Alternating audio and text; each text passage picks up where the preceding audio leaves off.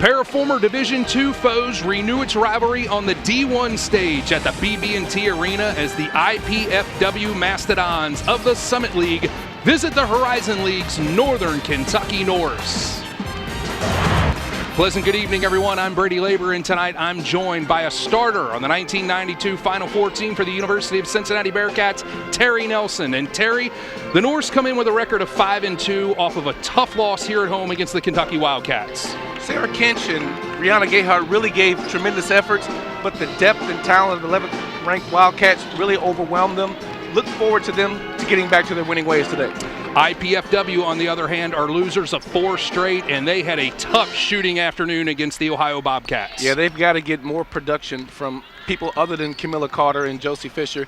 They've got to put some stops together and go on the run here in order to be competitive in this game. As you foreshadow our key players of the game, Terry, for IPFW, it would be their leading scorer, Camilla Carter. Camilla Carter's the real deal. She's averaging about 18 points per game. She will get into the paint. She will shoot threes. She will jack up a lot of them, and she's very good at it. And on the other hand, she'll be guarded and opposed by senior Christine Roush for Northern Kentucky. Christine Roush is having career years in just about every category. She's moving up the charts. Look for her to really put her stamp on this game today. All right, those are the key players to watch in this game, and that leads us into our keys to the game, Terry. Keys to the game. NKU, one and done. That means when that shot goes up, they must give up only one shot, box out, and create pace with that, meaning when you create pace, you get that ball, you push, and you try to get them to their second level of guys that are on the bench because they can't hang with the first team of the Norse of NKU. Also for IFPW, manufacture points. They're having a hard time shooting from beyond the three-point line, and they're relying too heavily on that. So they got to find a way to get to the free throw line, get some steals, some easy putbacks, manufacture some points. But the stars must shine brightly today. There's no way in the world they're going to win this game without a big game from Camilla Carter and Josie Fisher. All right, thanks, Terry. Now we'll also take a look here at our team comparisons as a whole. IPFW, they were picked to finish 9th in the Summit League. They are currently in 6th place with an RPI all the way down at 293. Northern Kentucky, on the other hand, they are right now 3rd in the Horizon League. They were picked to finish 8th out of 10 teams, so they have really had a good opening start, and they are ranked 84th in the RPI. On the other side of the break, fans will have the starting lineups and the tip-off here on ESPN3.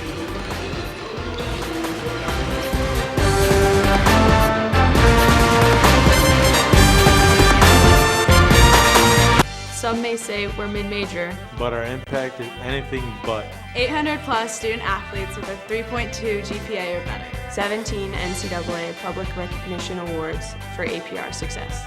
Over 500 events broadcast live on the ESPN family. 1,000 plus hours of community service and activities. Academic All-American of the Year.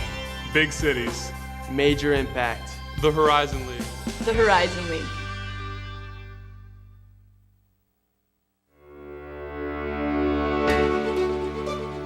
We're more than a university. We're a life experience. A community of thinkers and doers who fuel the flame of curiosity and leave a lasting impact. We build bright futures. Yours begins here.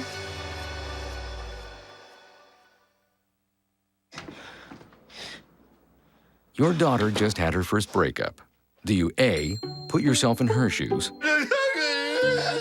B, console her? Don't worry, sweetie. This is gonna happen a lot. Or C, find her a new boyfriend? Nice, single boys. That was weird. As a parent, there are no perfect answers. But you don't have to be perfect to be a perfect parent. Thousands of teens in foster care will love you just the same. Here is my handle and here is my spout. When I get all steamed up, then I shout. Tip me over and pour me out. Oh. The smallest moments can have the biggest impact on a child's life. Cheers. Take time to be a dad today.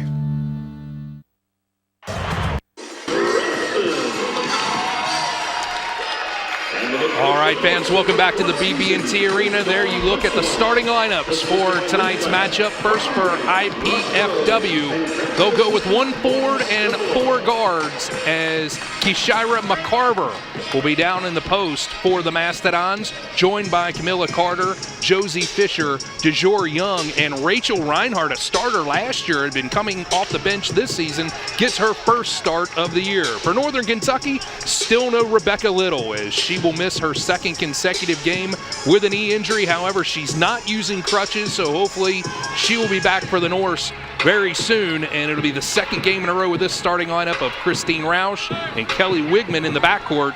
Casey Utrecht, Molly Glick, and Molly Franson, who jumped center for the Norse to start things off. And chasing it down in the corner is Fisher for the Mastodons, and we're underway here in the BB&T Arena. Norse come out in their man-to-man stingy defense, looking to switch when they can, but they sort of fight through everything. Down low, nice cut to the basket by Reinhardt for the 2. And IPFW on the board first, Terry, and it looks like they're showing the press. Yeah, they're coming out in 2-2-1, trying to force some tempo. They create a turnover out of it. And Northern Kentucky looked for a moment like they had beaten the press, but overthrow it as you take a look at the head coach of the Mastodons. No, he does not have a brother named Cliff Paul, but his name is Chris Paul. He is the all-time wins leader for the Mastodons. Chris Paul in his 11th season in Fort Wayne at IPFW.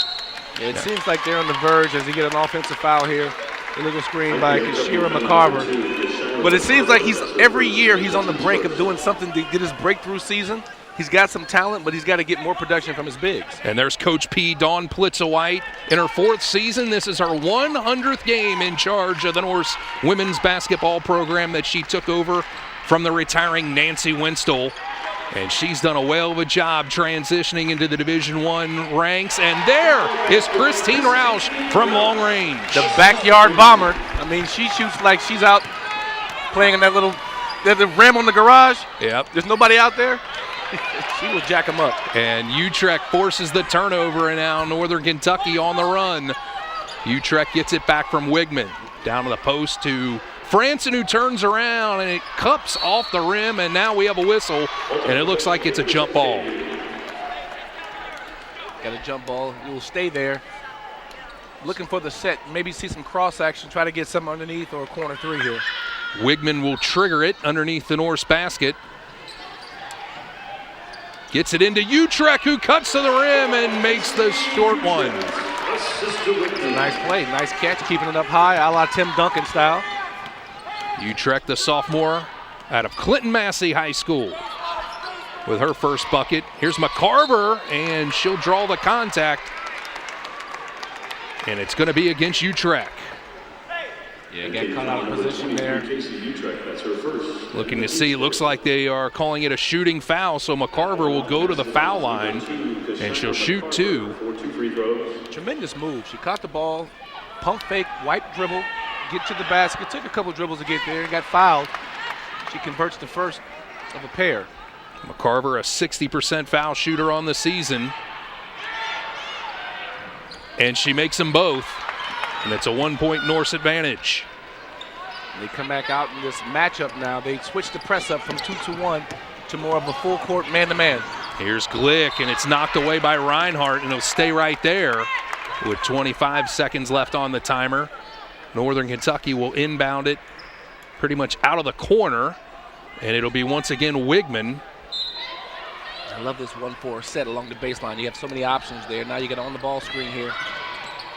Roush guarded by Carter. That's our star watch for tonight. She picks up her dribble, needed help, and got it from Utrecht. Utrecht, she zapped it handling the ball and gets it taken away by Young. Fake a pass before you make a pass. Young takes it all the way, and it's Franson who blocks the shot. Reinhardt comes up with it, and the Mastodons will reset now. Not really a great-looking fast break there by IPFW, but they recover. And it's knocked away by Glick. And Northern Kentucky with a turnover. Nice crossover there by Wigman. You know how much energy it takes to recover from the crossover? Some people just fall, you know? That's right. Push off there. And that's going to be an offensive foul against Molly Glick, the freshman. Started every game so far of her young career. called for the foul there, and it is the second team foul against Northern Kentucky. Of course, with the new rules in women's basketball going with 4 quarters, once you reach 5 team fouls, there is no 1-and-1 bonus. You go straight to the 2-shot bonus in each quarter. And, of course, the fouls are erased once a new quarter begins. I like that rule. They need to put that in the men's side, too. Do you like the 4 corners, Terry? I do. Because okay. you get a chance to make adjustments every quarter instead of halftime. All right, here is Utrecht with the steal. And McCarver cuts her off and then intercepts it. She'll get it to Reinhardt. Reinhardt down to Young. McCarver. Carter, boy, she wanted to pull the trigger, decided better. A kick out to McCarver for 3. Got it. Oh, she holds up to 3. How about that? I mean, she's got a good start here. She's been aggressive going to the basket, drew a couple of fouls. Now they come back out in a matchup, man-to-man, where the first possession they went 2-2-1, really giving them different looks to try to confuse them. Kishira McCarver is feeling it here in the early going. 5 of the 7 points put on the board by IPFW, and now a whistle on the other end. That's going to be some small change there. Yeah, I didn't like that one, but that's going to be against Reinhardt. Now substitutions for Northern Kentucky. We'll get our first look at Michaela Terry along with senior Brianna Gayhart, who played so well against Kentucky back on Wednesday night. It's always good to get production off your bench. And unfortunately, she commits the turnover as her and Roush, a pair of seniors, reading the same book but not on the same page, Terry. You got a patient coach there, Coach P, because I know that's what the P stands for, patience. I mean, you come right in the game and throw the ball away, I'm telling you. Of course, you played for Coach Bob Huggins. He still doesn't have much patience, does he? And he's mellowed in his older age. I had to get my driver's license changed, the name on it 4 times when I was at UC. Because it was not the same name he was calling me in practice.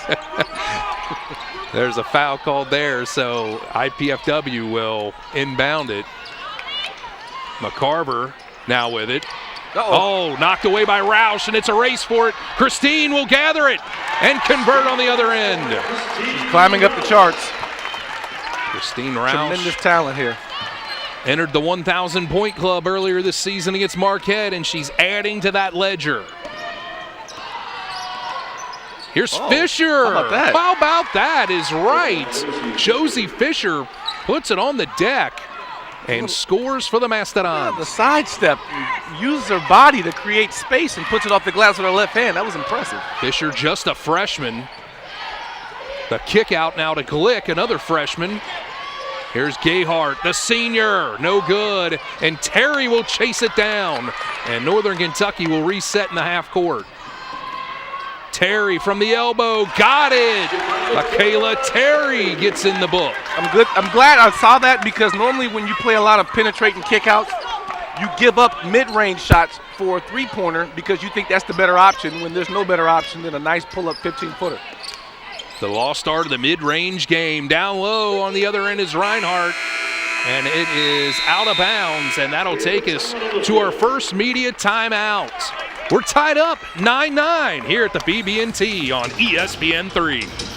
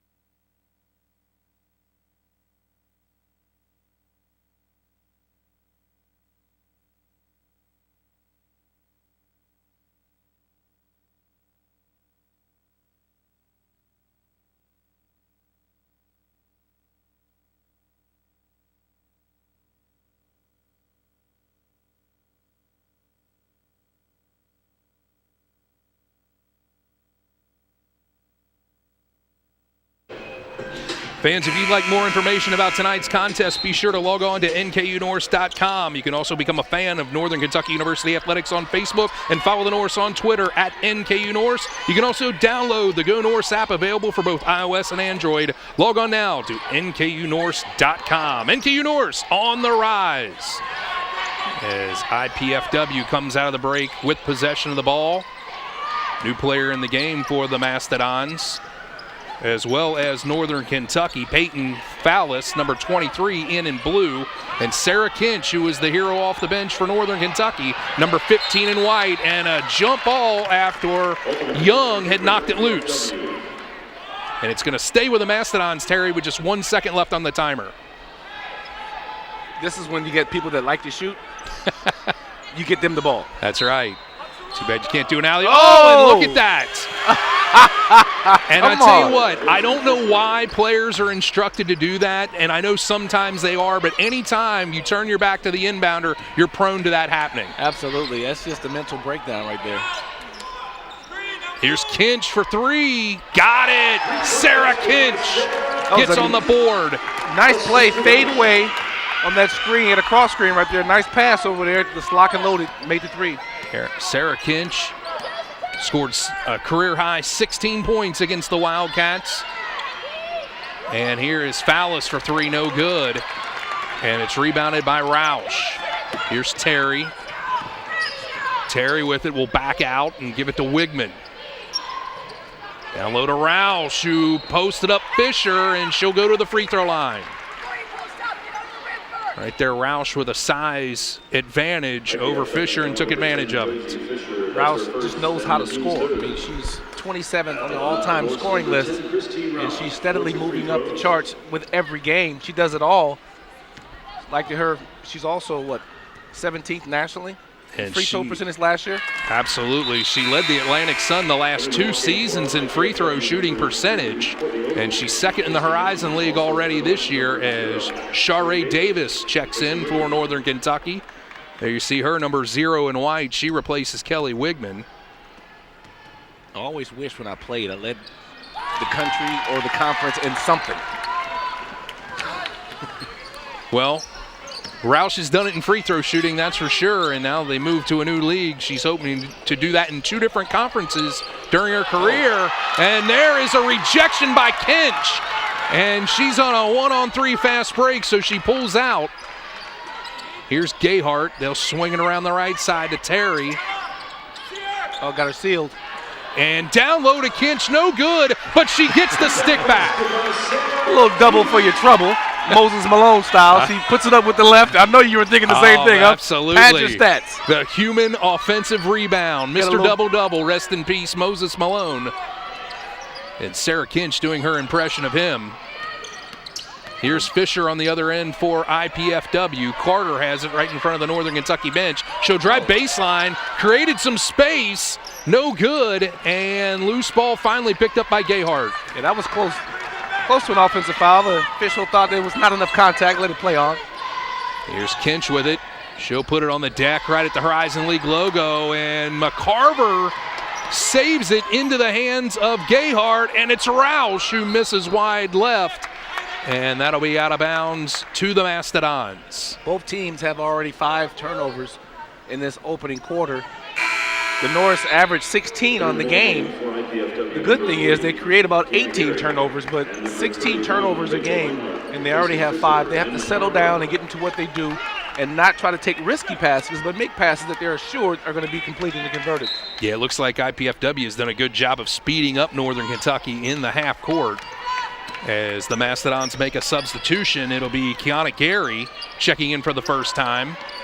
Playing in just her 3rd game. She missed the first 5 games due to injury, trying to play her way back into shape, normally a starter. Here's a 3 for Carter, too strong, and it's rebounded by the other new player in the game, normally a starter, Courtney Ogle, who leads the team in rebounding, and you see why.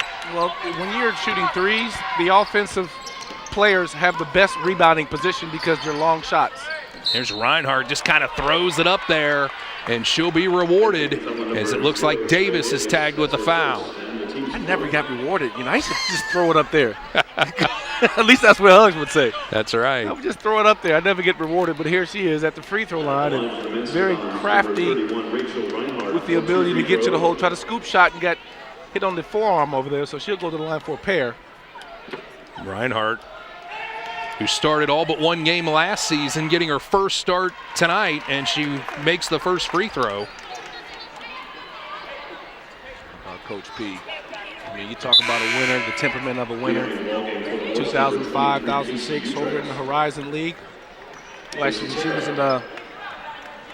She was at Grand Valley State, won the national championship. In 2005 and 2006. From the GLIAC Conference, she was a whale of a player at Michigan Tech. That was back when Northern Kentucky would play in the region against the GLIAC, and she came to Regents Hall and caused some problems for Nancy Winstall over the years back in the late 1990s. So they switch it up and they go back now to the 2-2-1. Different presses. The man press wants to speed you up. 2-2-1 wants to slow you down. Davis with the finger roll off the window, and it counts. And she has the opportunity for the old-fashioned three-point play. Tremendous finger roll just outside. Got there before the defender got there and put it up off the glass. See the replay of that. That's impressive right there. Draws the contact as Gary didn't get there in time. Actually, she might have been there in time, but was Steph Curry actually inside the block charge circle. Converts the hoop and the harm. It's a three-point play, and Northern Kentucky leads it 19-13. Minute and a half left in the first quarter here. Now we got an illegal screen on the other end, and it's against Gary. So 2 quick fouls for Kiana Gary, and that's not going to make Chris Paul very happy. Yeah, you have to know your role when you're in there. You know, in that screens, there's a couple of ways you can do them, but you don't lean is one way not to do it. Here's Utrecht on the other end. Davis for three, and she buries it in the bottom of the sack. Oh, she wound that up from her hip and just like a slingshot, just threw it in and start backpedaling before it even went in. 22-13 as we approach the 1 minute mark. Nice fake there by Carter. Gets it back to Reinhardt. Now it's Fallis who runs over Roush, and it's an offensive foul. Tremendous basketball IQ. Not her man. She slid over and protected the lane to the basket. Didn't want to give up a layup. Protected the lane to the basket. Took it right in the chest. Tremendous defensive play by the captain. And now picking up on that full court press once again are the Mastodons.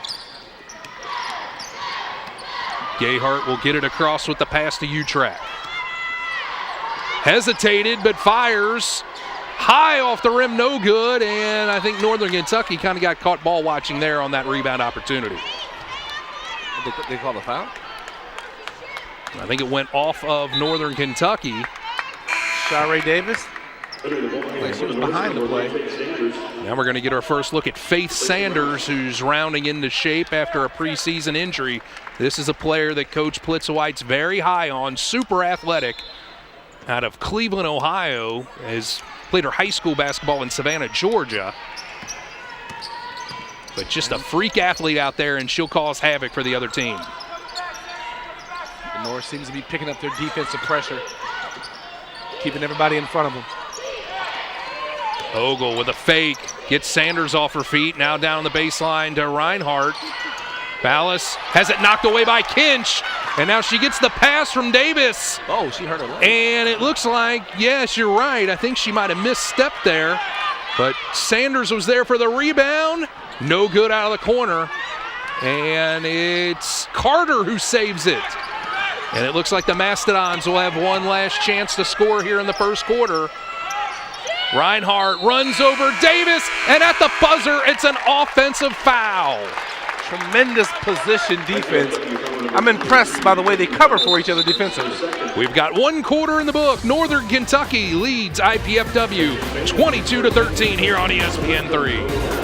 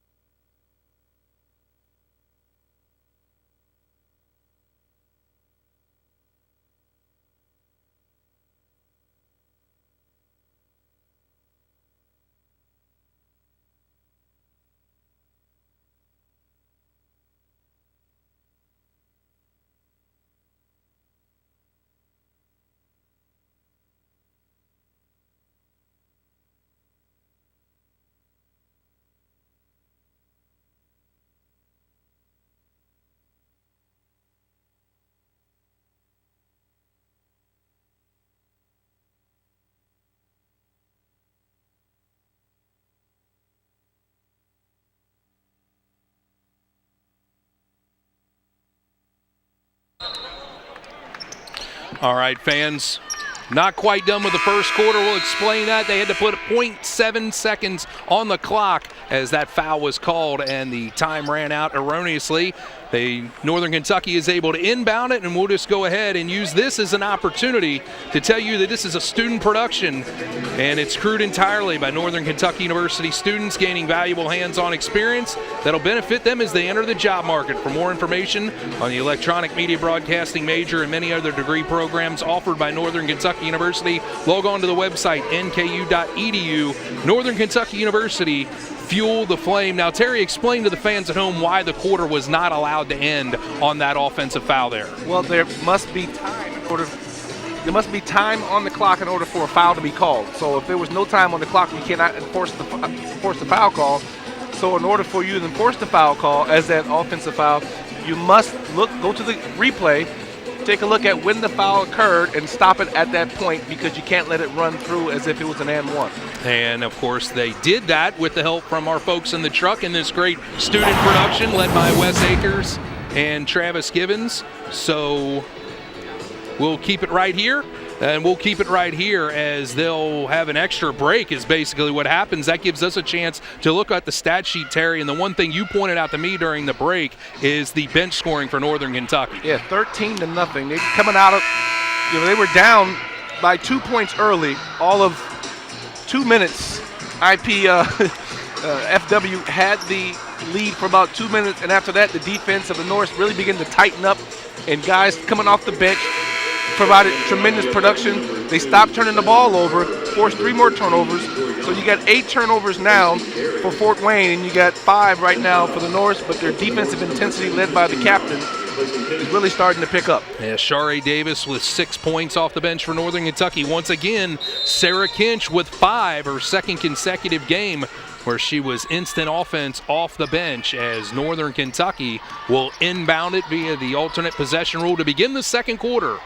Brady Labor along with Terry Nelson, thanking you for spending some of your Saturday night here on ESPN3 as the missed shot by Northern Kentucky results in the rebound, and IPFW looking to chip into this Northern Kentucky lead, and already a whistle. And that will be against Northern Kentucky. It looks like it's going to be Casey Utrecht, and that's already her second personal foul. Yeah, that was unnecessary. She just got caught, and unfortunate as well. She was just playing high post defense and decided to push the defender as she caught the ball. So it was a cheap one that sends her to the bench. Northern Kentucky in that first quarter shooting 53.3% compared to IPFW's 36.4%. Here's McCarver, who got off to a hot start. She scored 5 of the first 7 points for the Mastodons and then went to the bench. I mean, how about Camilla, though? Camilla is their leading scorer at 18 a game, and she has yet to score. McCarver missed the shot. Northern Kentucky gets the rebound, and it's stolen back by Young. Here's Reinhardt. She'll kick out to Young. McCarver again for 3. Got it! She has been on her game. Kishira McCarver has come to play here in the BB&T Arena. For her, that's 8 points, 50% of the scoring ledger for the Mastodons. You got to be happy where you are right now. Your best player has yet to score, and yet you're in striking distance. Here's Davis at the Horizon League logo. Will kick it out. Nice. Here's Davis. Got it! Shari Davis plays some string music here in the BB&T Arena. Rihanna Gayhart penetrates to the baseline, flattens out the defense, and kicks it back for a wide open 3 there by Shari Davis. It's a 9-point Northern Kentucky lead. Young back to Carter. Carter guarded by the much taller Terry. Reinhardt. No good, and it's rebounded by Terry. Shari took a bad angle, Davis, on that play. Terry might have got away with a carry and takes it to the rim and converts. A little and one mixtape style. When that hand's on the bottom of the ball, it's an automatic carry. And the officials thought it was on the side of the ball, so they didn't call it. And IPFW calls a timeout here with 8:04 left to go. And that's going to be a 30-second timeout. And we'll send it to a break. It'll convert to a full timeout. Let's go ahead and send it to a break, and we'll figure this out here on ESPN3.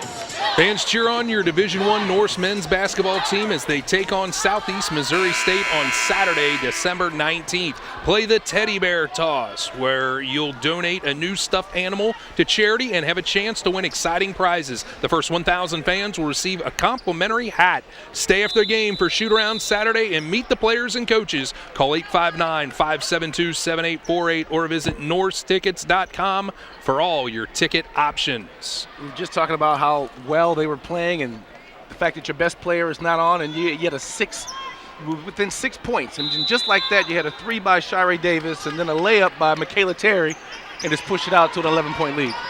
Northern Kentucky with Davis. Here's Ogle for IPFW. McCarver gets it down on the post to Young, guarded by Gayhart.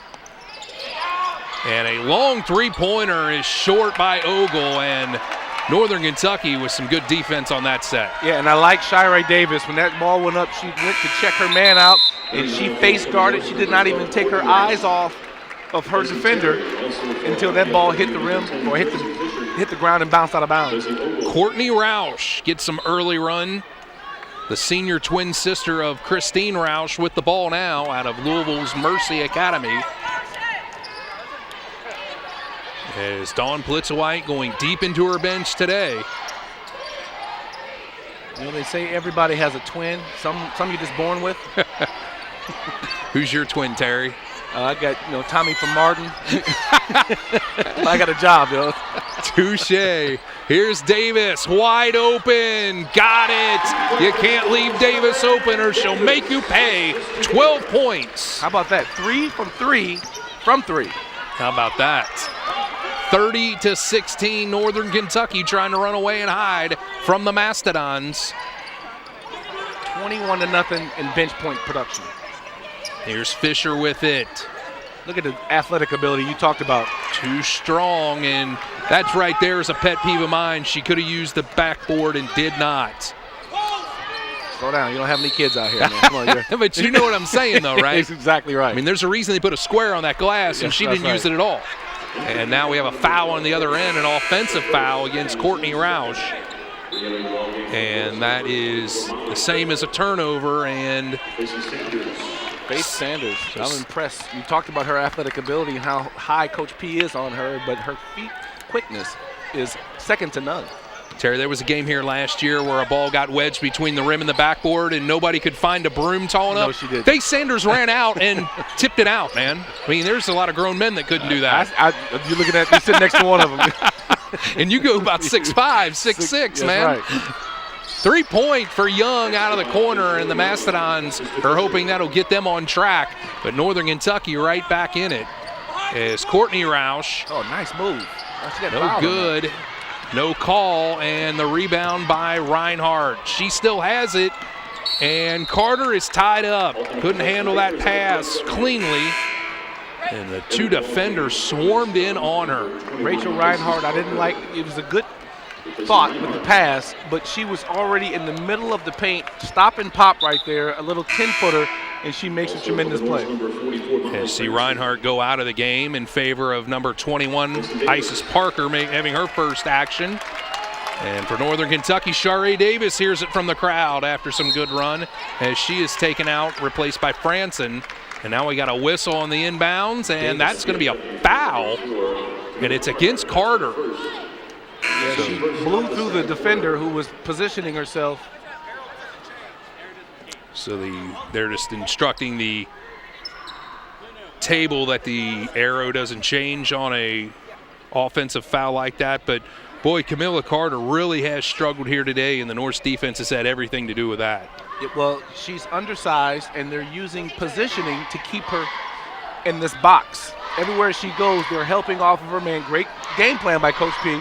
And they're not allowing her to get to the basket and do what she does. And she came into this game 15 of 44 from the three-point line, has yet to convert there. But every time she tries to drive to the basket, the help defense is stationed where she cannot get all the way to the rim, so she has to kick it out to people, and they're not hitting.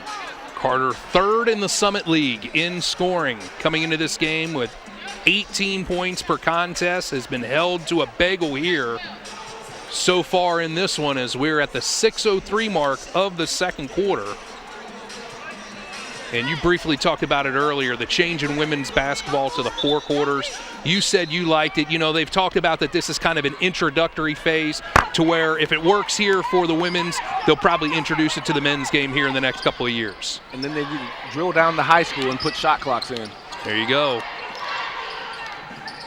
Franson with it on the left side. Looking for help. Makes her own play by putting a dribble down. Now she needs even more help, but she picks it up. Travel. And here's Glick. And the weak side rebound for Christine Roush. Not a great set, but Northern Kentucky came away with points. Fort Wayne, this is why you're on a 4-game losing streak. You had great defensive pressure for 20 seconds. You put up a shot, you miss it, offensive rebound, you don't cover the guy, and you get an easy layup.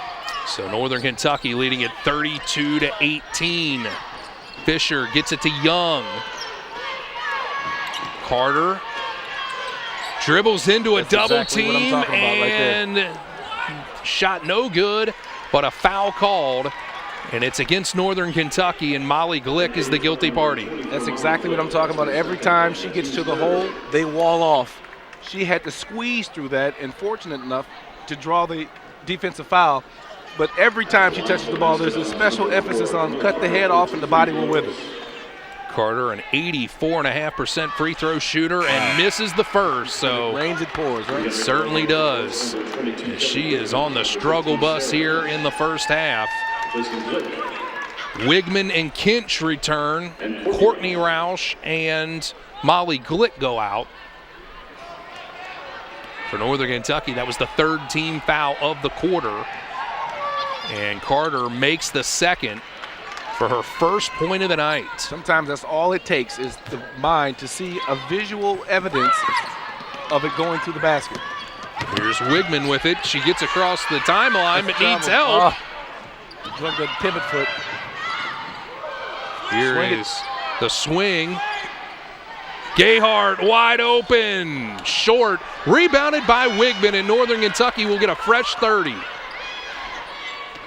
Kinch kicks out. Gayhart got it, and a foul is called. And I believe Shira McCarver. It's McCarver who commits the foul, but I believe it's a similar situation like happened in the NKU Kentucky game where you'll have a 5-point opportunity where Wigman's actually the one that'll go to the foul line. Yeah, she just bust her way through the screen. You can't do that. So Northern Kentucky, that was a time I don't think I'd ever seen that in here in consecutive games.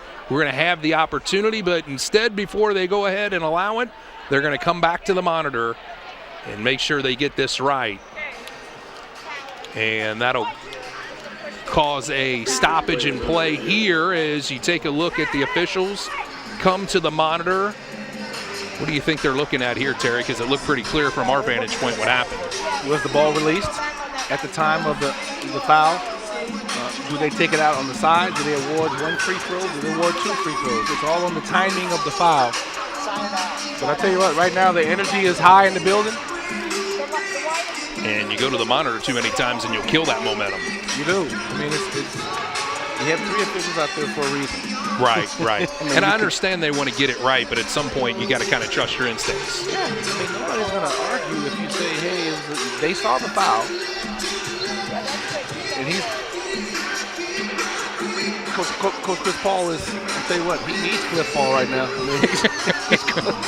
mean, he needs some State Farm insurance hands or something. Well, they've come to a conclusion here as they walk away from the monitor, and now they're going to discuss the options. But the way we saw it transpire is Rihanna Gayhart makes a 3-point shot, and Kelly Wigman, who is setting the screen, was fouled by the defender. And it looked like now they're going to get the coaches together. There you see the replay there, and that's where Wigman, and it's really not even close as far as Gayhart being all alone, and then McCarver running over Wigman. Now the thing is they're not in the bonus. Yeah, it should be on the side. So Basket's there good. is not going to be free throws, but there is a foul. So again, even though it's not with free throws, Northern Kentucky has an opportunity for a 5 or maybe 6-point play. 6-point play. So you hit back-to-back threes. That's so demoralizing. This is what's happening in the IPFW is they are playing tremendous defense, but they're helping too much on the penetration. They're getting 2 guys converting, and as NKU does, they kick out. And then they're getting slow back to the kick out, so NKU is busting from 3 line, but then as they're scrambling, there's nobody there checking out at the rim, so they're getting offensive rebounds. Here's Wigman, who was fouled on that play. Here is Roush. Look how big Molly Francis gets when she's down low. And she steps out short, and another offensive rebound by Christine Roush. You don't get on the career scoring list without being able to score from multiple areas. And Northern Kentucky is just whipping the Mastodons on the boards right now. Here in the second quarter, here's McCarver over to Fisher. Fisher crosses over, and you kick out to Parker. Look at the help. And no good. And it's Wigman who rebounds it. Not sure if she took an elbow to the face or a finger to the eye, but came up a little slow, but she's recovering as she makes her way down the other end. All the movement of the players. Nobody's standing still. Everybody's moving, back cutting, screening. Well-coached team here for NKU. Here's Franson.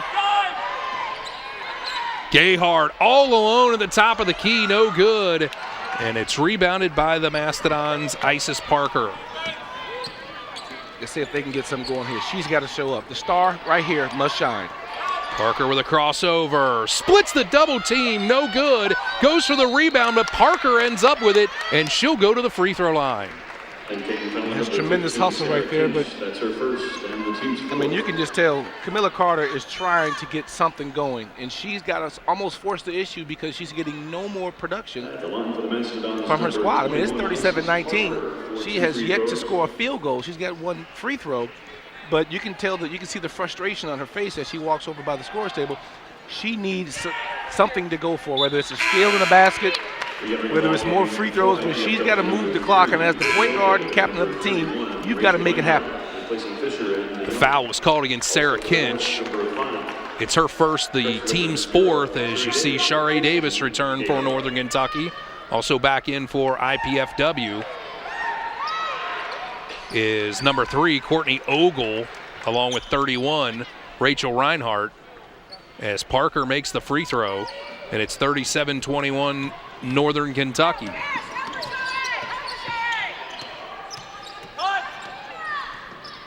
Kinch on the right side. This is Wigman.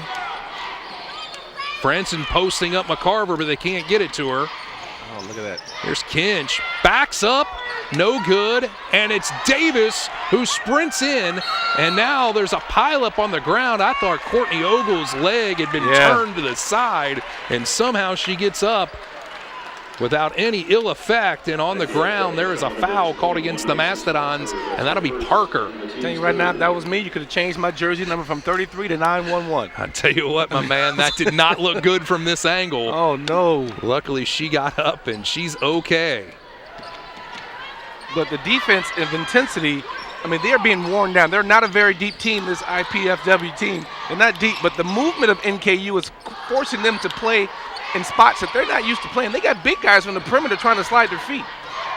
Here's Wigman with it. Now it's Roush, guarded by Ogle. Pulls up, over top McCarver, no good. And it's Reinhardt with a rebound. So now they have to go to their bench because they're exhausted. They have to move offensively as well as defensively. And there, finally, with a field goal is Carter. And that's a good three-point shot, and IPFW already calling timeouts as if they're in the fourth quarter. Kind of desperation time for Chris Paul and his team. Hey, if you may not get to the fourth quarter with a chance to be in striking distance, if you do not use these timeouts and sort of stop the bleeding, they're only Band-Aids if you can't stop them. And the key for IPFW is in the last three possessions, NKU has not offensive rebounded. It's not like the shots weren't there. It's not like the rebounds weren't there, but they were getting back. They spread the floor. They're constantly moving. They make you chase them. I mean, you saw the post players for NKU shooting threes, posting, sliding across that lane, but nobody is standing still. And the guards are crashing the boards for Northern Kentucky as well. So Northern Kentucky has played very well here in this first half with 2:16 left to go in the second quarter.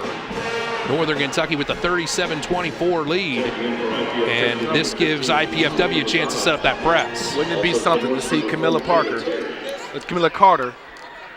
get going? I mean, you've got this NKU Norse program in total control. You got one of the best players and scorers on the floor, starting to heat up a little bit. Kayla Terry in the game. And she's guarded by Selena Lozada, who's in the game for the first time, number 15 in blue. Missed shot there by Kinch. It'll go out of bounds and a foul on the loose ball rebound. And it's against Roush, and that's her first.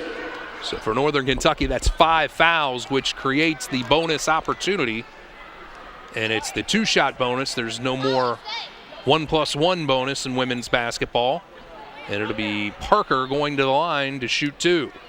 And that's something I wouldn't change. I would go back to the 1-1. It's almost like NBA rules. Pretty much, or FIBA rules. Yes. And I think that's kind of what they're going to. I think they want everybody to play with international ball being as popular as it is, everybody go to one set of rules. I mean, they already got rid of the trapezoid lane. And you'll also get more international flavor in the U.S. with, in the men's game, you have a bunch of international players that have come to college and play. In the women's game, you'll get more if you sort of make it universal. Parker makes the free throw, and it actually makes both free throws, and it's 37-26 as we're under 2 minutes to go until intermission. Davis. Kick out. Now it's Gayhart. She'll dribble and kick it out back to Davis. Everybody's sharing the ball here on this set. Terry gets it back. 8 on the timer. Here's Kinch. And it looked like Reinhardt got a hand on it, but a foul is called. And it looked like Kinch got bailed out on that one. Yes, he did. Coach Chris Paul looked at the official and said, every call. Every call. I mean, he's like, they're getting every call. And that's what it seems that way when you have momentum. Mm-hmm. When you're doing everything right, when you're passing the ball and cutting, and you have a big lead, and you're on the other side of that lead, and you're trying to scratch and claw to get that lead down, and you thought you had a good defensive possession, and a nickel and dimer in there, it'd drive you crazy as a coach. Kinch made the first free throw, and of course just the second road game of the season for IPFW, and the first one up in Athens against OU didn't go very well. They shot just 1 for 21 from the free throw, from the 3-point line. Talking about being mowed down. That's right. 39-26 the score. Northern Kentucky in front as IPFW trying to chip away. Look at the foot quickness of the Norse. I mean, they are challenging the tip right there. Block shot on the three-point attempt. And that'll go out of bounds and no change of possession. So just 4 seconds left on the timer as IPFW will inbound it underneath its own basket. Reinhardt will trigger, looking for help, can't find it, and that's a 5-second violation. Actually, looked like they could have called traveling on there because technically you have to use a pivot foot when you trigger it in, and it looked like Reinhardt drug it at least twice, but either way it's a turnover. And Northern Kentucky with possession of the ball approaching the 1-minute mark of the second quarter. And now Terry needs help, and See, this is what happens when you bring your four-man to bring the ball up the floor. It takes their post player out of the play. Now she's got to sit down and slide her feet, and you have the guards coming off the baseline. That's how you get the curl action. So a timeout called by Northern Kentucky to bail Terry out at the 1-minute mark. So Coach Plitzowite will draw up a play. As we said earlier, her 100th game as the head coach of the NKU Norse in her 4th season. Of course, this is the 4th of the 4-year transitional period. Northern Kentucky is permitted to play in the Horizon League postseason tournament, but not permitted into the NCAA tournament until next year. Of course, they played in the WBI tournament the previous 3 seasons. She's a scrapper herself. You can see why her team emulates her style. Here's Gayhart with it. Needs help, gets it to Roush. Now it's Kinch. Kick out to Terry, driving baseline. She needs help. 4 on the timer. Kinch takes it all the way and Ogle blocks it, but it looks like she got part of the arm as well. That's a great move. Anytime you get a chance, Sarah Kinch driving the basket, weak side defender, the help defender is late on the slide over, and that's how you get to the free throw line. See, when you're on a 4-game losing streak, it's not the big things. I mean, yes, you look at the score, you say, man, we lost by 35. Well, how'd you lose by 35? Lost by 35 because accumulation of a bunch of little things didn't happen early on, and all of a sudden, as the momentum continued to grow, you just blew them out the water because the lead becomes insurmountable in your mind. Sometimes it's the muscle between the ears that's the most important one, as Kinch makes both free throws, and it's a 41-26 Northern Kentucky lead. They switch everything. Look at that. Oh, that might be a little Carter step there. can't get the angle off the glass, and it goes off the foot of Lozada, out of bounds, and Northern Kentucky will get the ball with 28.9 seconds remaining as the timer is now dark. No shot clock here for the rest of the half. And Terry gets it back to Gayhart, and she'll set the offense.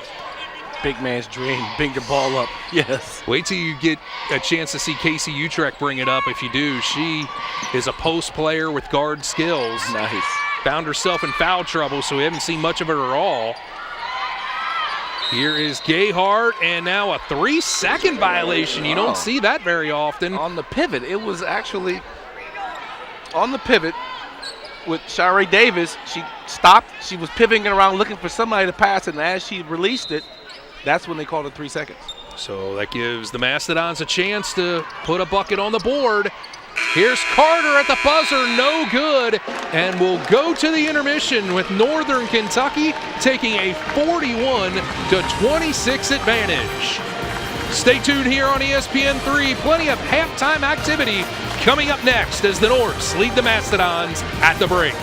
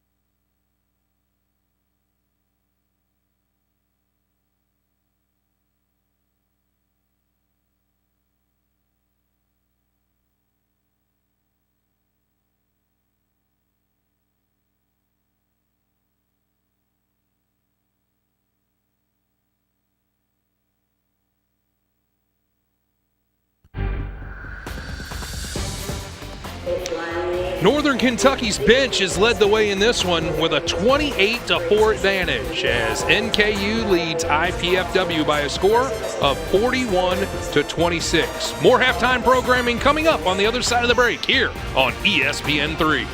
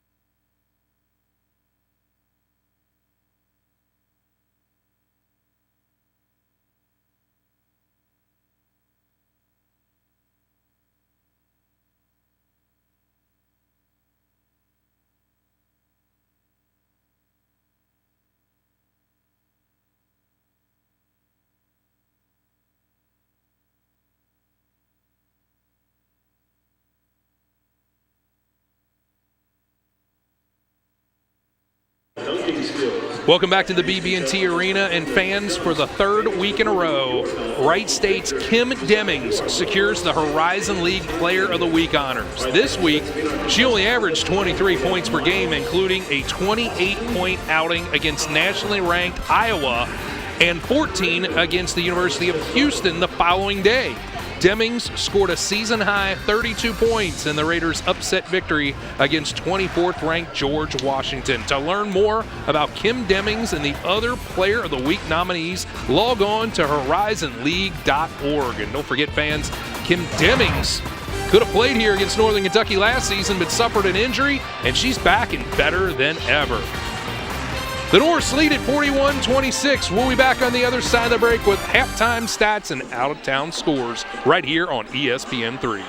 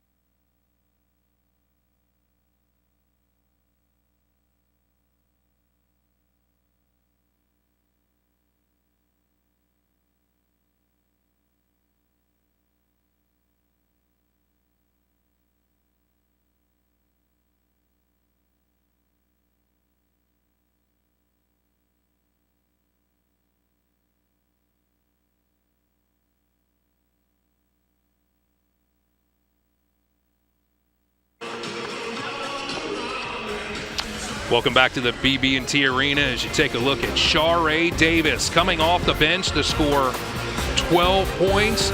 She'll get it back from Rihanna Gayhart and be all alone, bearing it in the bottom of the sack. Sharae Davis, 12 points on 4 or 5 from the field, and there's another one.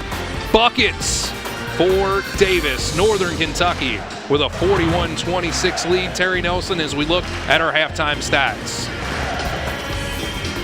Looks like Northern Kentucky shooting 45% from the floor, 100% from the free throw line, and Northern Kentucky with the rebounding advantage there. Points in the paint, Northern Kentucky, but what it doesn't say there, what we said to open up the second half or the halftime, is that bench scoring production. Points, 28-4.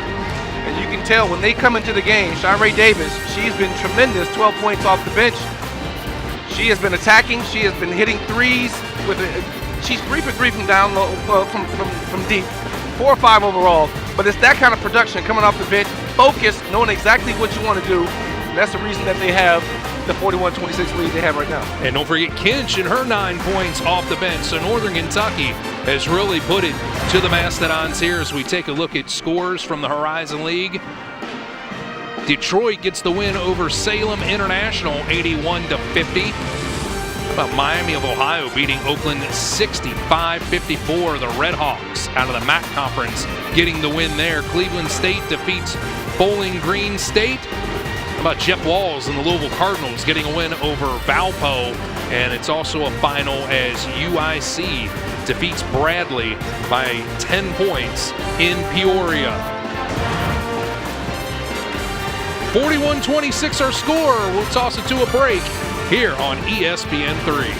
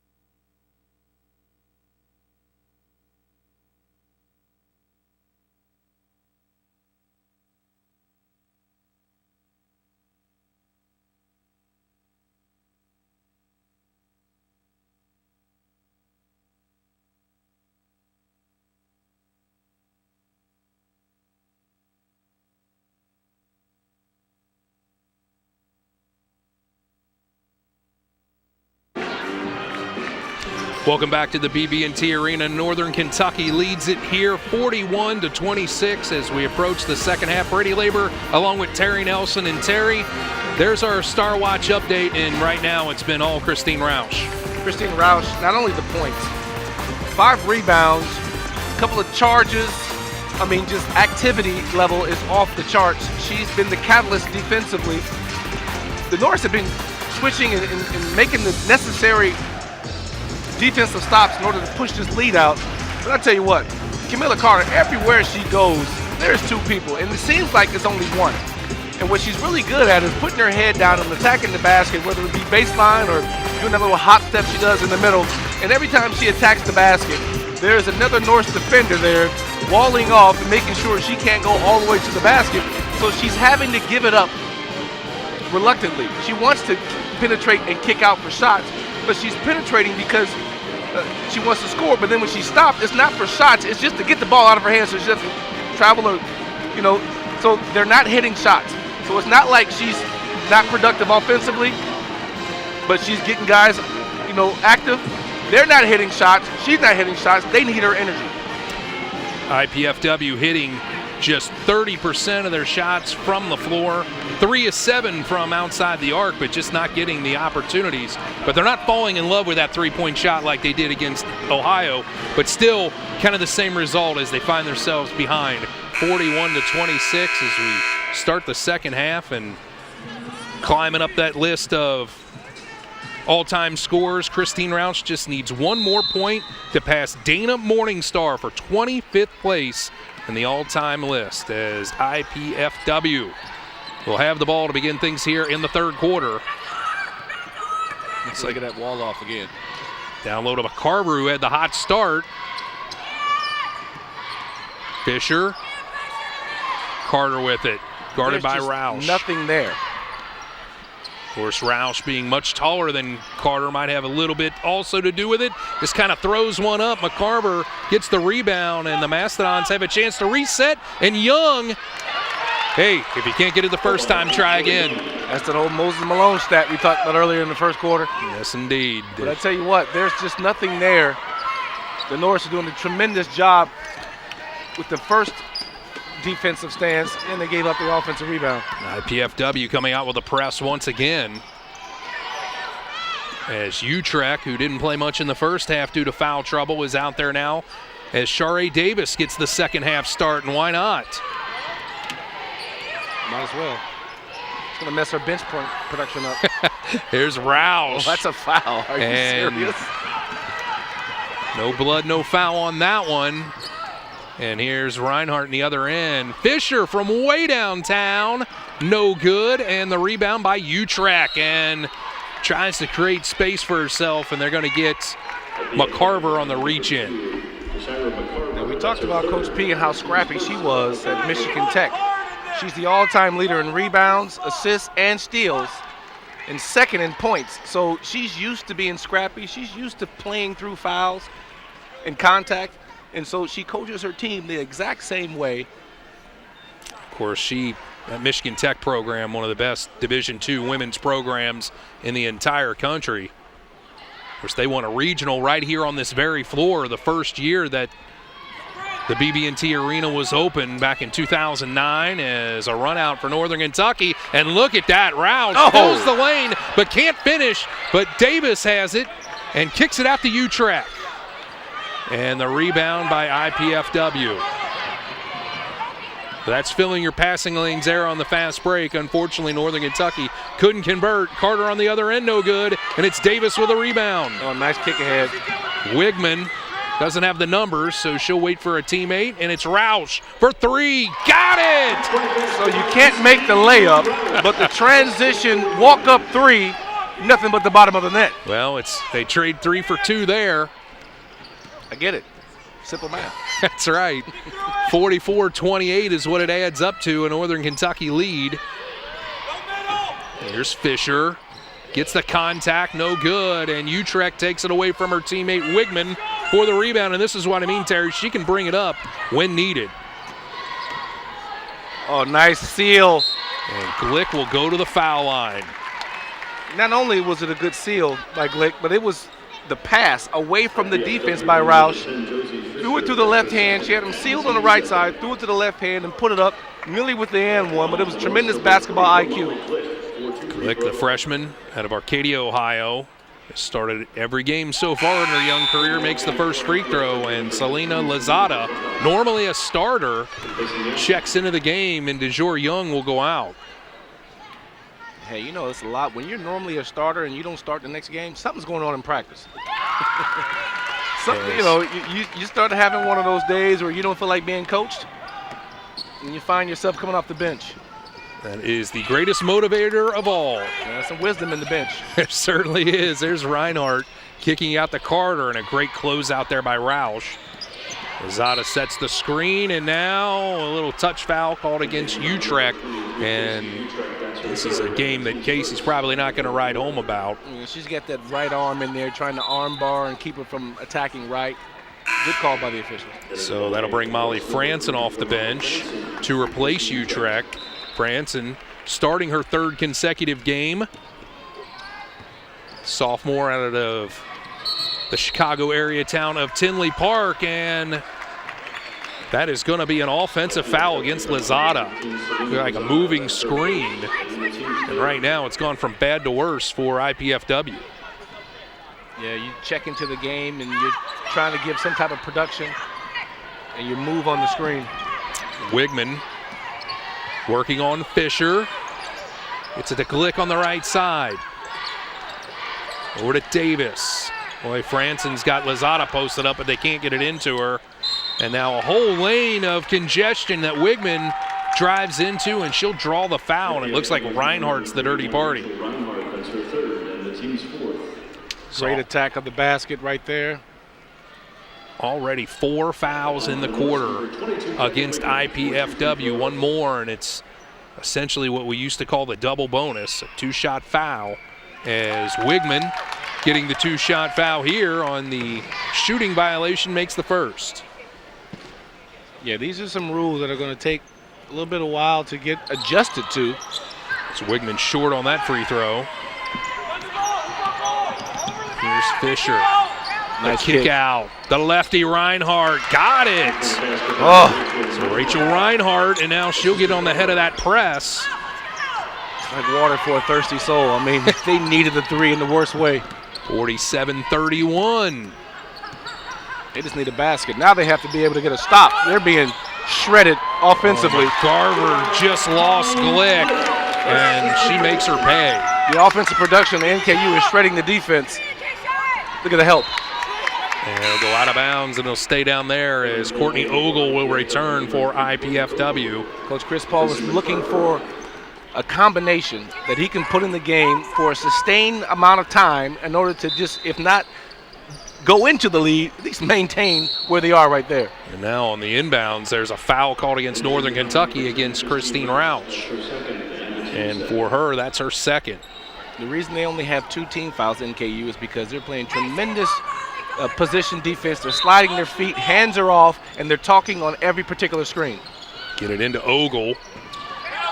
Carter has it blocked by Roush. That's the second three-pointer you get blocked. You got a pump fake. Here's Roush with it now on the offensive end to Glick. Davis. The pull-up. The iron unkind, and Franson had it for a moment. Now a timeout called by Carter on the ground to save the possession. We will send it to a break. Northern Kentucky leads it 49-31 here in the third quarter on ESPN3.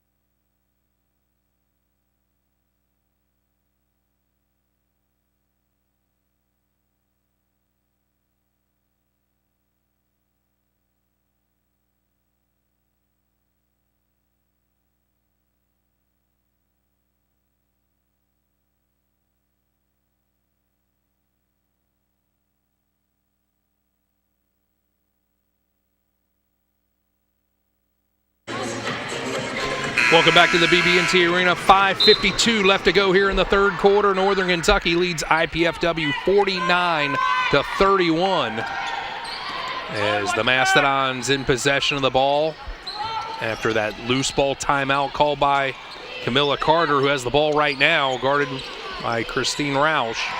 Here's Reinhardt with it. In the corner to Ogle. Nice closeout by Glick, and they're going to call her for the foul. It's a good call. So Glick, she says it was on the ground? I don't know. Yeah. Was that after the follow-through, I'm guessing? Yeah. So Coach Chris Paul agrees. Well, he shook his head. He said, just give us the ball back. I don't care if it was on the shot or just give us the ball back. I tell you what, they need a break in the worst way, and they'll take it. That's for sure.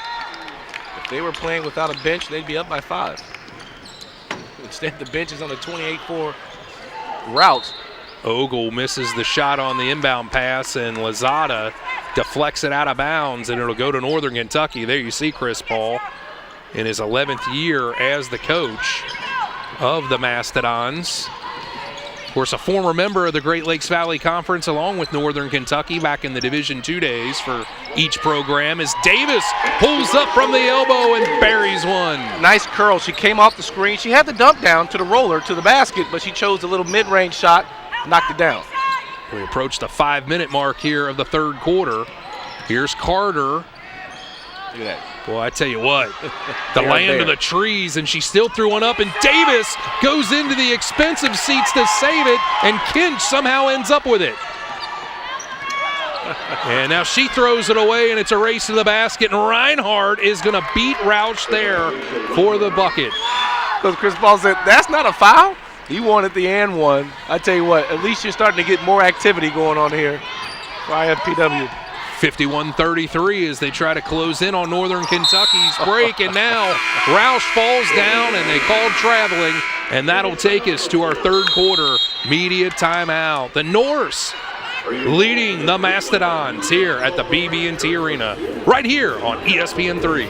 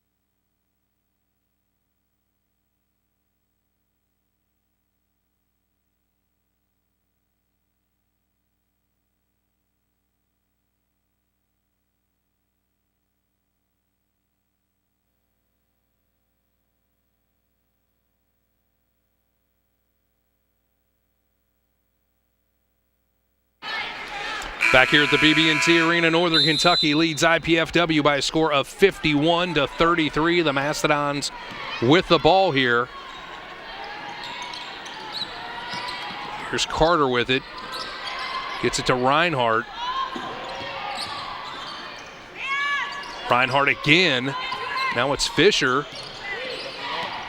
You're right, they're just kind of packing in the lane, and they get Carter open, and she cannot knock down the three-pointer.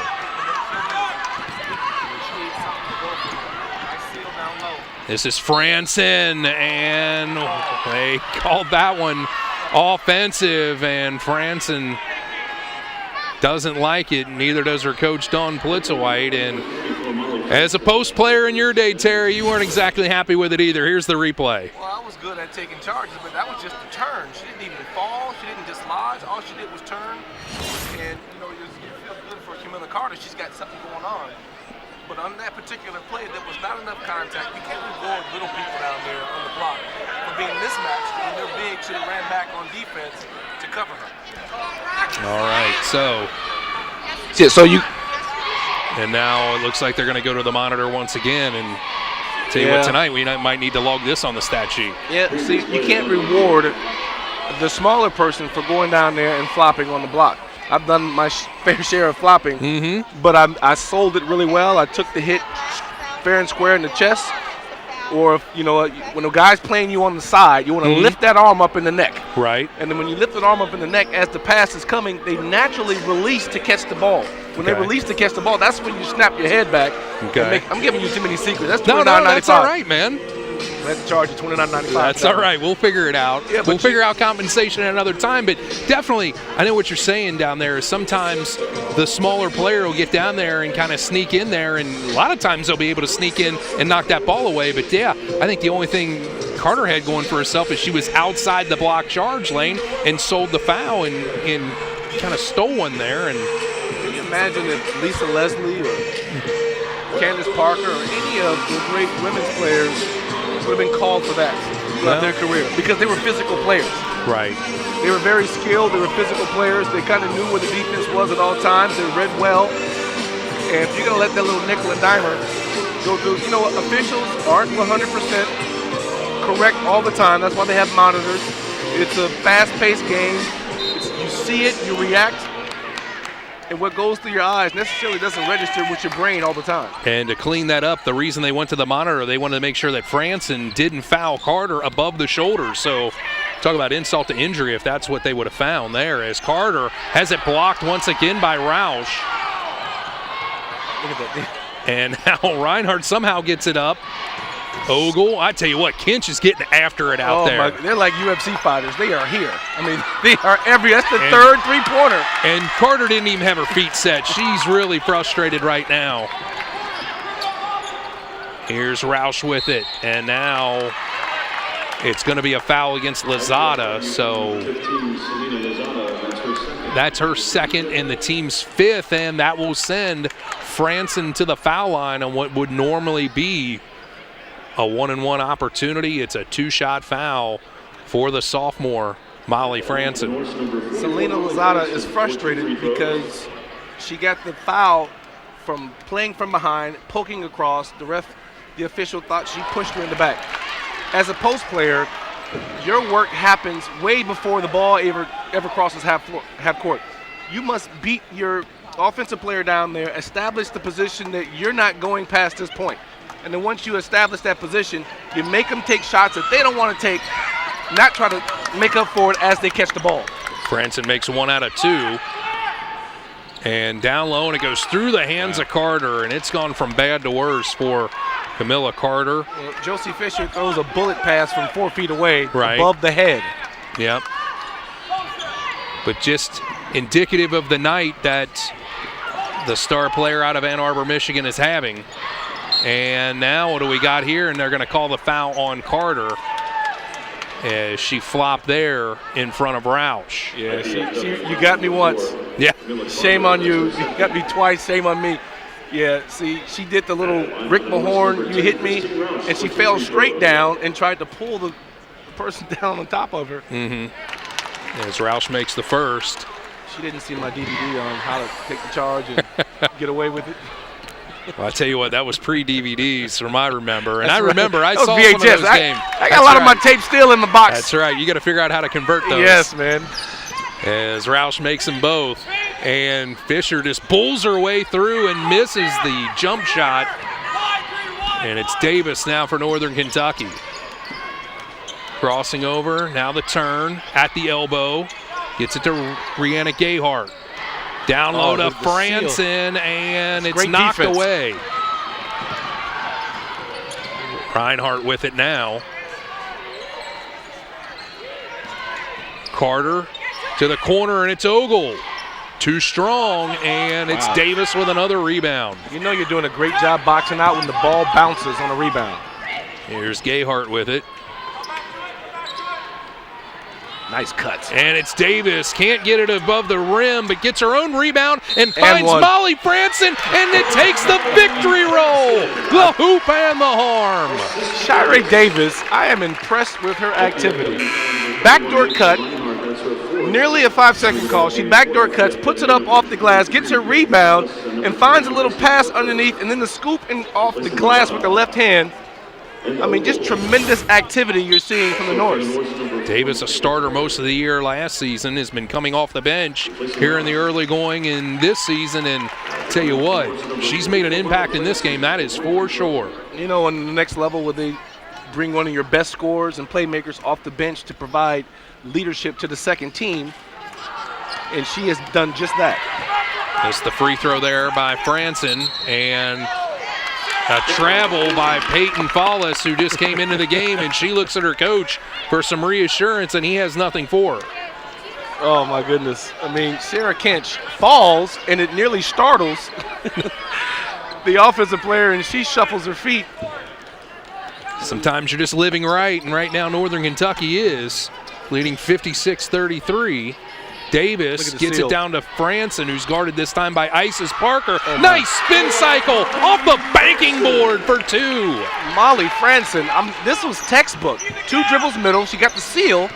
2 dribbles middle, reverse pivot, drop step off the glass. I mean, that was textbook. Here's Fallis with it, gives it back to Carter. Now it's Reinhardt for 3, and the lefty comes up short. Oh, that's a good seal. That's a foul. Parker commits the foul, attempting the offensive rebound. No, they call it against Franson. Yeah, Isis Parker had her defender sealed underneath, and she was being held off with one arm as she tried to grab the rebound and tip it out. And with that being over 5 personal fouls against Northern Kentucky, it's Parker who will go to the line and shoot 2. I don't think Isis played in the first quarter. She came in late, and she's trying to give some activity to get that scoreboard moving in their favor. Parker 5 of 5 from the free throw line in just over 6 minutes played, so she's been effective when she's been out there as Kelly Wigman returns, and Shirey Davis goes out as she gets some instruction from her coach. And Parker 6 for 6 from the line, and now they pick up on the full court press after the made free throws. I mean, they got to make something happen right now. There's no advantage here. You pull it out, you run your offense. That's Terry back in the game as well. She gets it back on the right side, and now a whistle away from the ball. Is a lot of contact down on that block between Parker and Franson, and it looks like Parker is whistled for that one. You know what, Coach P, the offensive sets that she runs, you cannot rest on defense. I was taught from a young age, rest on defense. You're a post player, get into the paint. You know, you have your pistols, you're pointing to the man, you're pointing the ball, you rest on defense. You can't do that when the person that you're guarding is bringing the ball up, she's passing it, she's setting cross screen, she's going from one block over to the three-point line on the opposite side. You get no rest. And then you find yourself reaching in and getting loose ball fouls. As Wigman makes them both.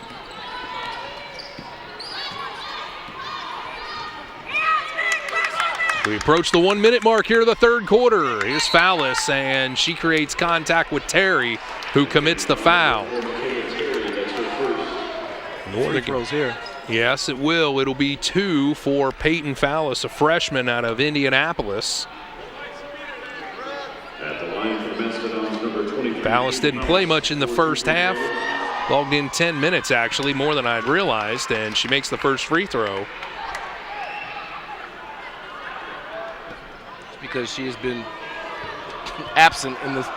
Yep. She hasn't really done much offensively.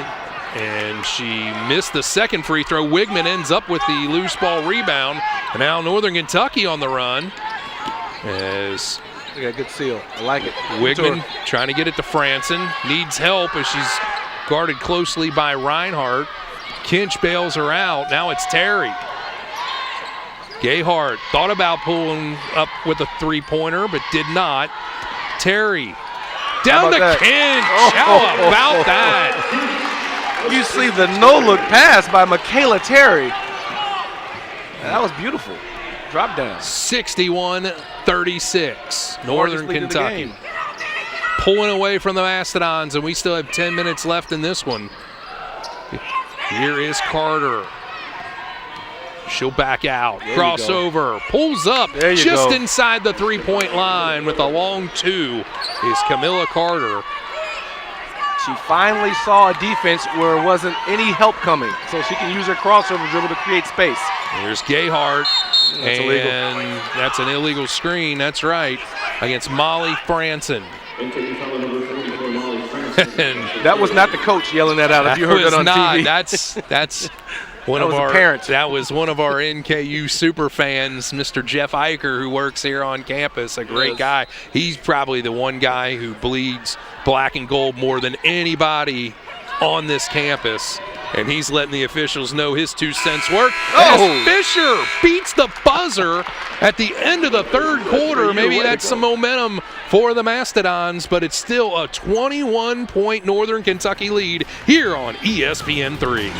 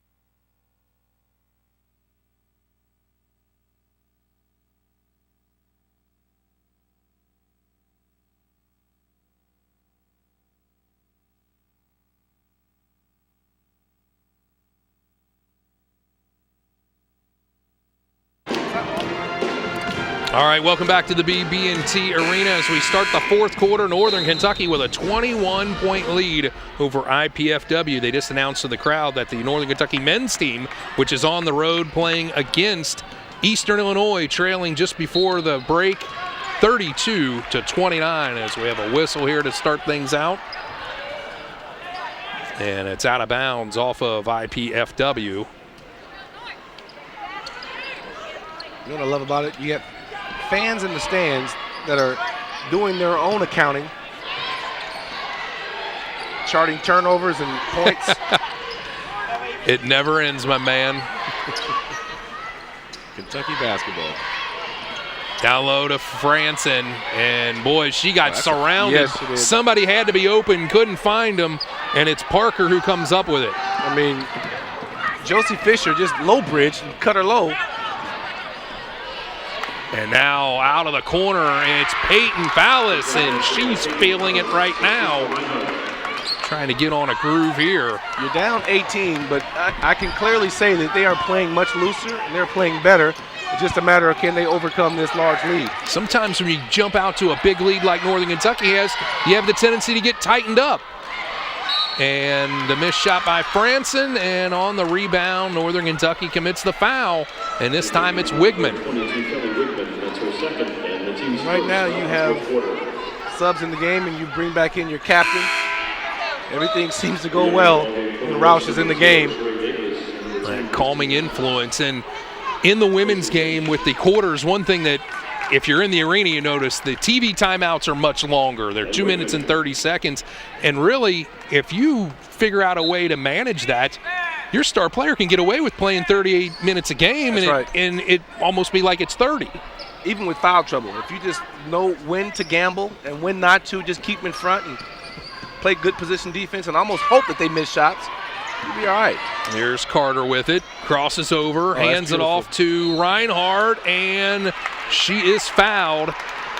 And she'll go to the line to shoot two, and it looks like it's Rihanna Gayhart, the senior out of Owenton, Kentucky. The reason that play looks so beautiful, because as Carter is coming off of that curl, and she's finding Rachel Reinhardt on the curl, the defense is not there. The walled-off defense that I talked about for 3 quarters was lapsed right there and allowed her to get closer to the basket, right where the circle was, and put a shot up while getting fouled.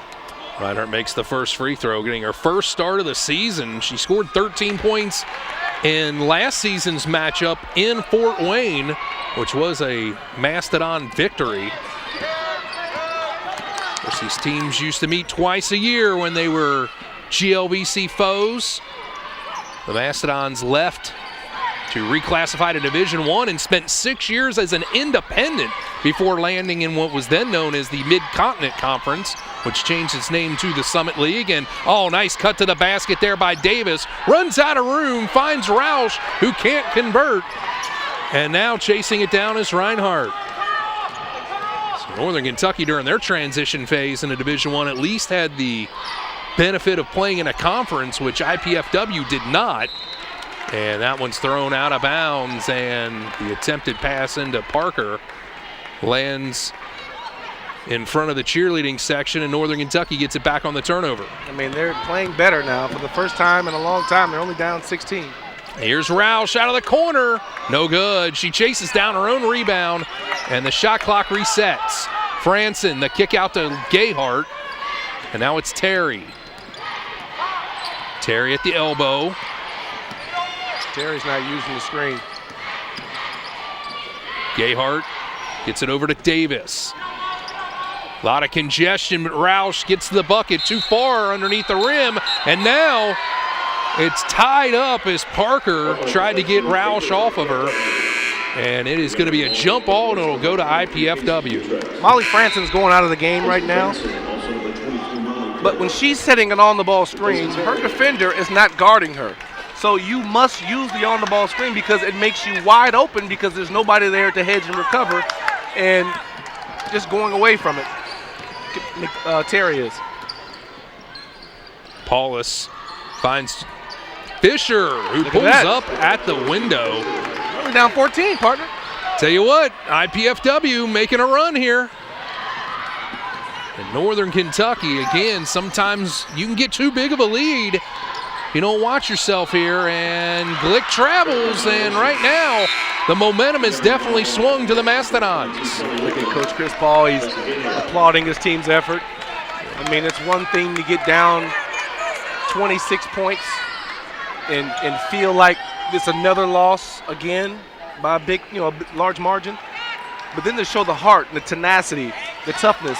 Your best player is not having a great game, but you're clawing away. You're only down 14. They're finding it from other places, Reinhardt being one of them, and she has the ball now, and look at that. That should have been an and one. Oh, my, we're only down 12. I tell you what, Northern Kentucky, who had its largest lead of the game at the end of the third quarter, is struggling now, and they have not scored in this fourth quarter. As Utrecht down low, and that's the first Northern Kentucky points of the fourth quarter, almost 3.5 minutes in. You got your 4 creating off the dribble, Draymond Green style. I didn't like it, but I tell you what, that's what I said. Utrecht can create off the bounce. She can bring the ball up. She's a multi-skilled player as Fisher comes back in the other end. And now IPFW will call a timeout. You know what they say, Brady, right back at you, ain't cheating. That's right. As we go to the break with that thought, Northern Kentucky trying to hold on to this lead as the Mastodons make their comeback on ESPN3.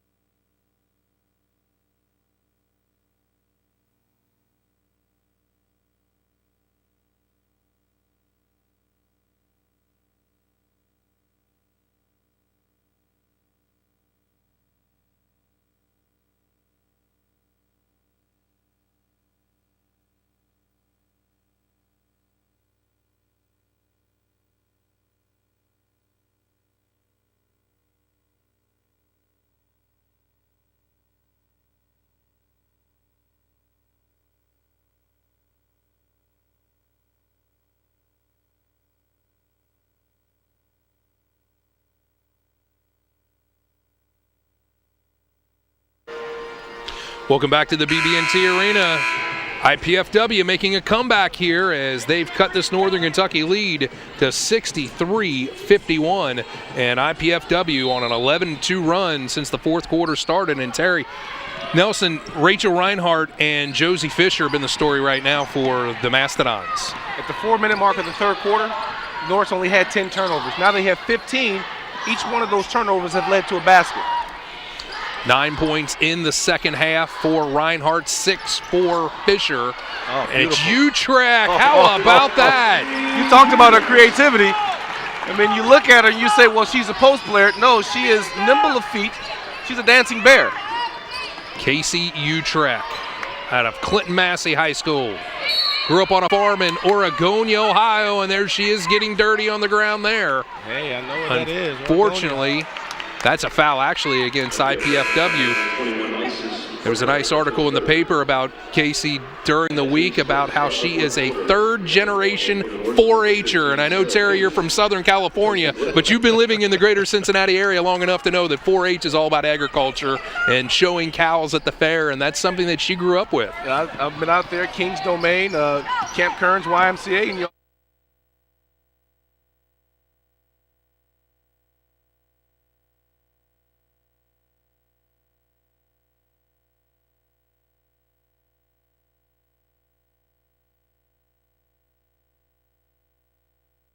I know about that. I don't know nothing about milking cows, none of that stuff. Right on, but I tell you what, I remember the Wolf Boys playing for Clinton Massey football in back-to-back state championship just a couple years ago. As Utrecht representing the Falcons well here, as she has the ball. It's the person that got to make things happen. Kinch from the corner, no good, and it's rebounded by Fallis. Here's Reinhardt, needs numbers. Nothing there. Space the floor. You're right, it is kind of clogged up there as Reinhardt gets it back. The kick out to Fisher. The lefty, no good, and Davis gets the weak side rebound. Chris Paul is saying, okay, calm down. Hey, we're okay. I tell you what, he is definitely a calming influence, if anything else. Yes. You know, you played for a guy who definitely wasn't a calming influence in Bob Huggins. This guy's pretty much the opposite here, you know, I mean. Yes. Yeah, Bob Huggins was a walking thermometer. Well, he had assistant coaches to do that kind of thing. Yeah, I mean, he sat over there, and the only thing that was everything that was white on him was turned red. I mean, he just yelled and called you everything except the name on your birth certificate. And one. Kinch! The soup and the sandwich, and she'll go to the free throw line. Tremendous focus. Normally when you get hit as you're shooting a shot down low, the ball's going to drop in between 4 and 6. Going to trying to compensate for the contact, gets the N1. And Sarah Kinch with 15 points for the second consecutive game, looking to tie her career high, which is 16, and she does it. Sarah Kinch. She said, I could have had 18 if I wouldn't travel. Had only scored 9 points on the season before Wednesday night as Peyton Fallis misses out of the corner, and Davis gets the rebound, and she's tied up, but the possession arrow will favor Northern Kentucky.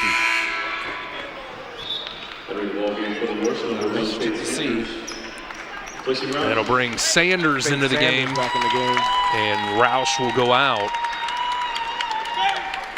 So on the jump ball, Northern Kentucky will inbound it, and picking up full court is IPFW.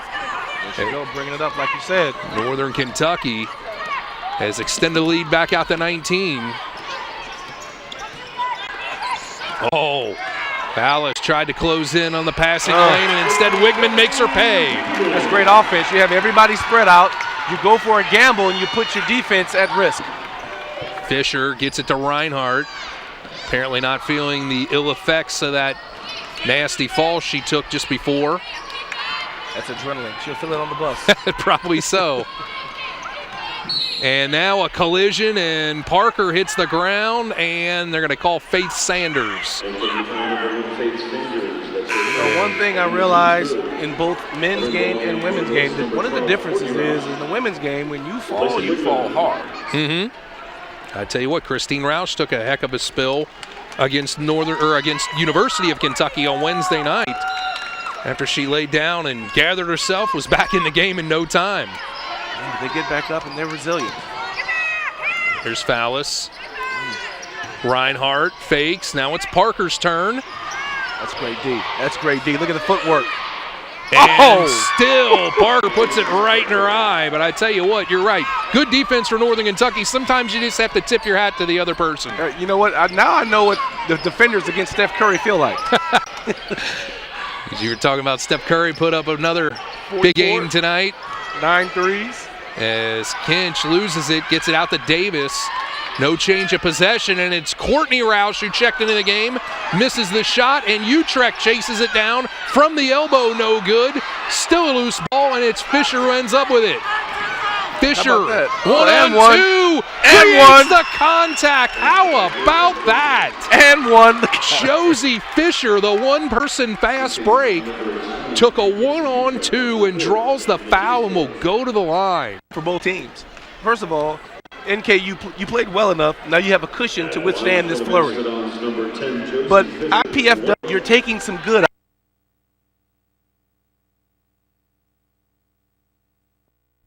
And you can go home feeling good about yourself, knowing if you splice up this third quarter and put together, this is how you're supposed to play. Free, loose, and full of fun. Fisher converts the old-fashioned three-point play, and it's 72-56 with 2.5 minutes left to go. Here's Utrecht with it, guarded by McCarver, who's back in the game. Courtney Roush with it to Davis. Faith Sanders trying to post up on the smaller Fisher. And now they get it low to Courtney Roush with the reverse layup. George Mikan would be proud of her. How about that? You use the rim as a shield, and down low it's Fisher again drawing a foul and going to the foul line, this time though without the benefit of the basket. How about that reverse layup? You know, the Mikan drill that all athletes understand how to use the Mikan drill. The hook shot, left, right, reverse, left, right. And she used the reverse option right there. Little R2 on the joystick. That was beautiful. George Mikan, of course, one of the pioneers of the early NBA for the Minneapolis Lakers. The original hook shot. That is right. As Fisher makes the first one. We all know about Lou Alcindor or Kareem, how he took it to the next level, but it was Mikan that actually introduced it. That's exactly right. If you don't know, you need to call somebody and find out. Get on the Google search machine. As Kinch has it knocked away, maintains possession. Wow. How about that? Career high. Sarah Kinch feeling it here at the BB&T Arena. That with 1:55 to go, you're taking a run by IPFW, and you counter that with your own activity. You get the and one, and it takes the wind out of your sails. Kinch from Medina, Ohio, gets the old-fashioned three-point play, and it's 77-58. Still 2 minutes left to go. And it's knocked away by Courtney Roush, and that home run pass to Utrecht.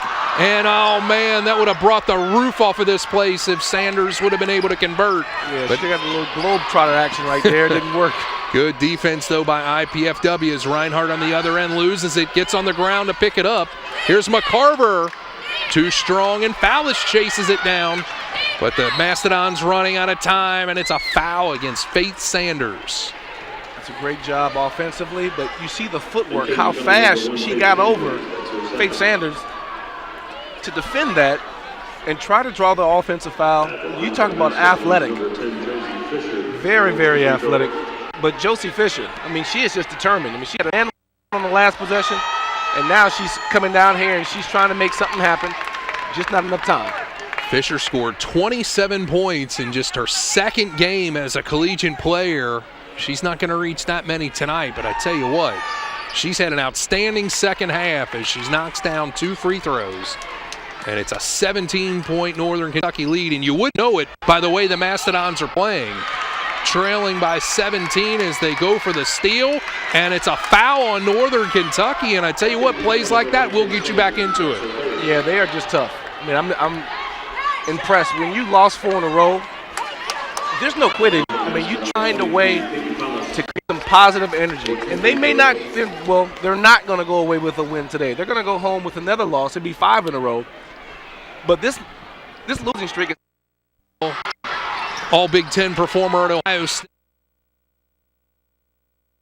7-7 IPFW.